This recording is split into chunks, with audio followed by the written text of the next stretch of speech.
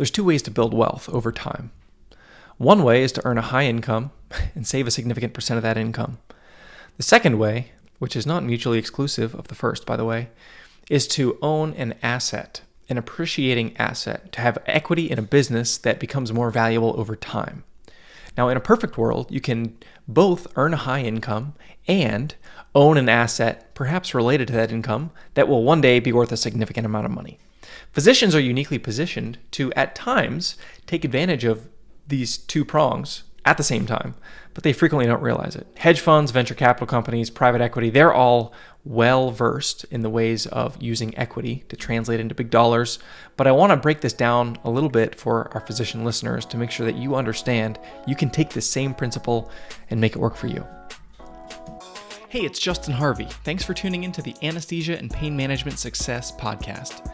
With APM Success, we take a close look at important topics pertaining to business, practice management, personal finance, and careers for anesthesiologists and pain management physicians. We work hard to take your critical questions straight to the experts. Thanks for listening. The year is 1988. The situation is, there's this guy, his name is Arnold Schwarzenegger. He's recently had a blockbuster hit with the genesis of the Terminator series. He's established himself as a real bona fide action hero, and he doesn't need to really take a risk in order to continue to make a lot of money and be well respected in Hollywood. However, an interesting opportunity came his way that presented not only a chance to expand his repertoire, but also give him a significant amount of financial upside. And here's what happened. There's this movie, Twins, where Arnold Schwarzenegger and Danny DeVito are, twins separated at birth. And in order to corral the star power for this movie that would be required between Schwarzenegger and DeVito, it was not possible for both to be paid the market rate of what they would do, of what they would command in general. So there was a deal struck between DeVito, Schwarzenegger, and the producer at the time so that they could get Hollywood backing. They said, instead of being paid a salary, we're going to essentially take this on contingency, as a lawyer might say, or we're basically going to take equity. And a percentage of the profits generated from the film would be split between the two actors and the producer. For Schwarzenegger, this was about a 20% total coming to him alone. And what ended up happening was he did this movie, and was paid nothing for it. But in the long run, this movie grossed over $200 million in box offices, which back in the 80s was a princely sum. And so $40 million of it came to Schwarzenegger. So here's the point.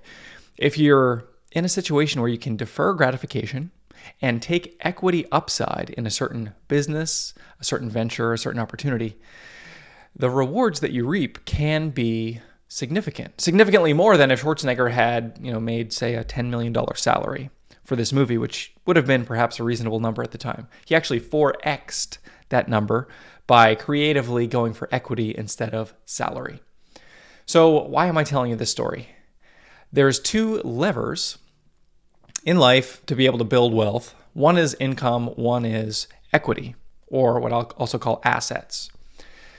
Income can eventually turn into assets, but there are times at which you can actually get both at the same time. And for physicians, this is definitely true. Any physician, once you graduate med school, finish residency, and are boarded, you can go out and earn a great income anywhere. And that's an easy thing to do. It doesn't require a lot of creative thinking or even risk, really. It's actually almost guaranteed, barring some kind of unfortunate event around, your death or disability, God forbid. But what takes a little more forethought and requires a little more critical thinking, creativity, and taking on some risk for yourself is finding equity opportunities where you can have not only an income, but an asset to go with it.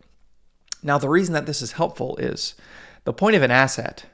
That means it's something that's valuable to you.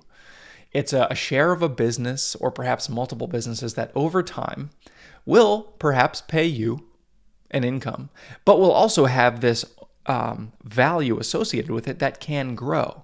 And as the business, the underlying business becomes more and more valuable, generates more and more profits, the asset becomes more and more valuable. And you can have your cake and eat it too in many instances if you're willing to proactively look for these types of opportunities. This could be represented in a buy-in for a medical practice, for example, or a surgery center, or even something like an apartment building or residential real estate, a single-family home. Any of those instances, you're owning a slice of an asset that we hope will appreciate over time, and in addition, it pays you as you go. So just a real quick example of how this could look. There are opportunities in some anesthesia groups. For example, you can actually go either way. They'll say, we'll bring you in and we'll pay you a $375 salary, and you can just make that, for forever, or as long as we can afford to pay you that number. Or you can come in and make $250K with no bonus for 3 years. And that gets you essentially the sweat equity buy-in. And then at the end of that 3-year period, as long as everybody likes each other and the partners vote to allow you in, then you are granted a slice of the pie, a piece of equity, a percentage of ownership of the underlying anesthesia practice. And what this means is when you become a partner, now your salary goes up from $250 to say $425 or whatever the number is, depends on profitability and other things. And so you're earning your high income. You also own this asset. And in addition, there's 2 things that happen. As a business owner, you get distributions of profit from the business. Periodically, it could be quarterly, it could be monthly, depending on how your business does. So you might make $425 as your salary, and then you might get quarterly distributions of an additional, who knows, $15,000 to $100,000. It totally depends on the profitability. And so your total income in this instance is actually much higher. In addition to that income bump, there's this slice of the pie that you own that is worth money.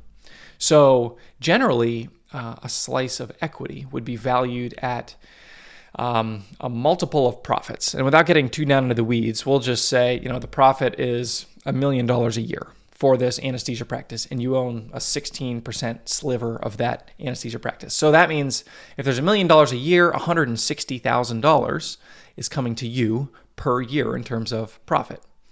Now that's great because you're making an extra 160 on top of the, whatever your salary is. So your income is increased. And in the future, it may become necessary for whatever reason for your partnership to sell to another group. Maybe there's a geographic expansion, maybe there's problems with one of your big contracts, and you need to sell the ownership. What that means is another group will come in and buy that $1 million per year of profit at some kind of multiple. Say it's like 6 times profits. What that means is $6 million. If it's $1 million per year of profit, $6 million is the total value of the business. And remember, you own a 16% sliver of this business that you've earned into. And so that $160K a year times 6, if we do some quick math here, let me get out my calculator. 160,000 times 6 is 960K. So this represents the value of this asset to you. So again, you've got the income piece. The income is happening along the way. As an owner, you also have a profits piece. The 16% of whatever the bottom line is coming your direction. And then the potential for the liquidity event at the end of the line if that happens. Now, obviously, it would be great to really never even need to cash in your chips to another group.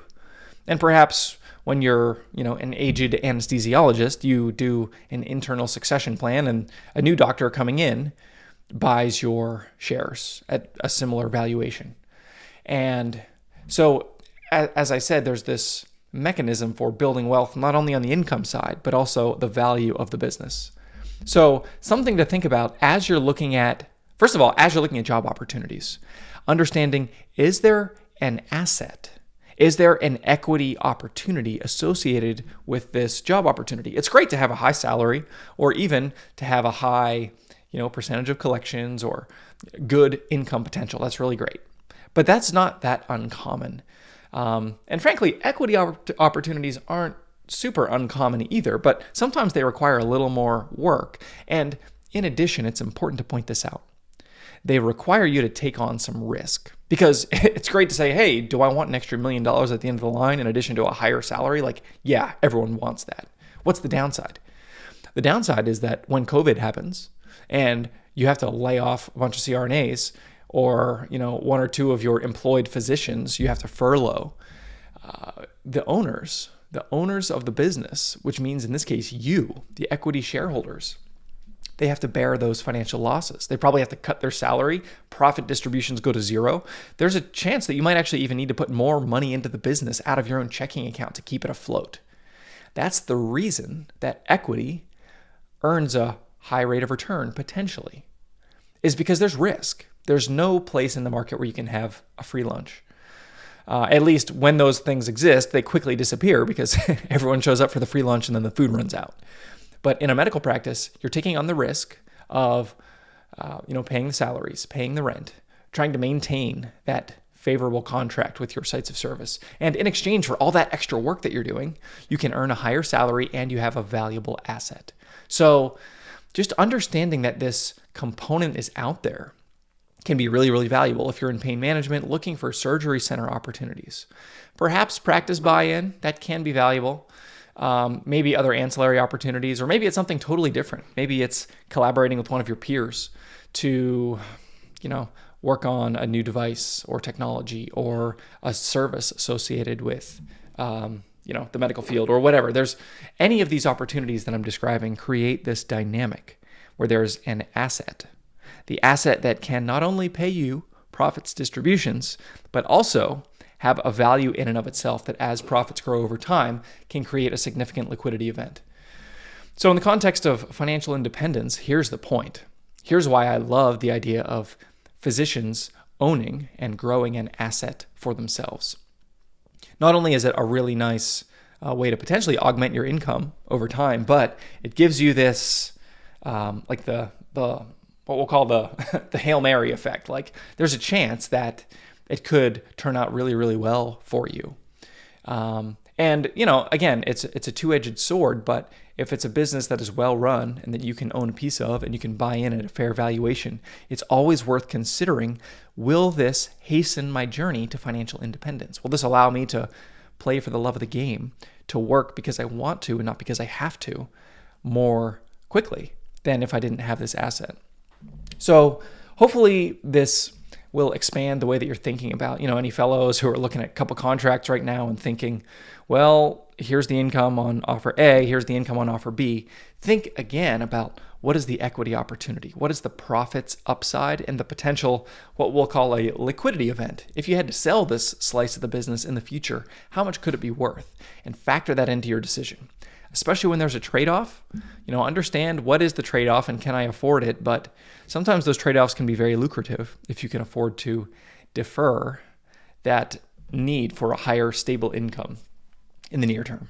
So that's all I've got for today. This is a little bit of a shorter episode. I hope you enjoyed it. If you're out there and you're looking at job opportunities and one has a higher guaranteed salary and another has an equity component with a chance to buy in to a business and earn profits and have a potential liquidity event, and you want a second opinion, drop me a line via email. Would be glad to help you think about that.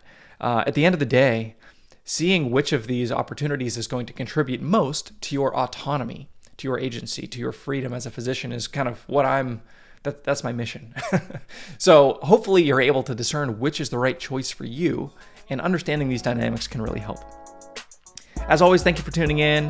Look forward to talking to you next week. If you liked what you heard this week, head on over to apmsuccess.com, where you can find more content and free resources to help you build a successful career in anesthesia and pain management. If you wanted to leave a review in iTunes, I'd also really appreciate it. Thanks for using some of your valuable time to join me today on APM Success.